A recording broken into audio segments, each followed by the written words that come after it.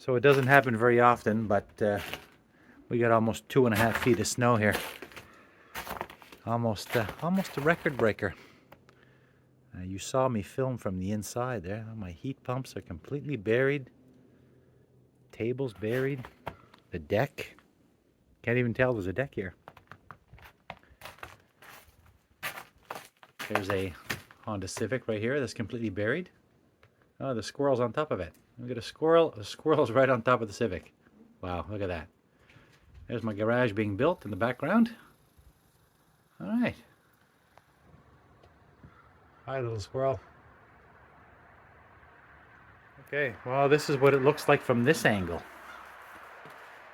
Again, house on Pleasant Street, my new house in the country. We were completely buried in snow. There's the garage. The framing's done, but they're gonna have to, some of this snow is gonna have to melt a little bit. I took out my snow plow, and I couldn't get through these big giant mountains. Absolutely impossible, especially not with a little domestic snow plow like this. But that's what we're dealing with. I was able to cut a little trench to access the house. But as you can see, we're just completely buried here.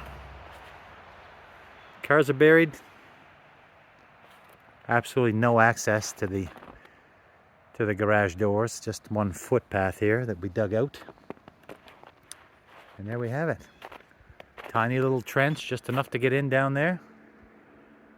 Yeah, this is for the east coast of Canada. We do get snow, but this is well above average. This is almost record-breaking, I think. 66 centimeters ish, almost 2.5 feet. And luckily, they're calling for, I think, +1 or 2 next week with a little bit of rain, so it should shrink. It should shrink some of these mounds of snow. Okay, thanks for watching. Catch you on the next video.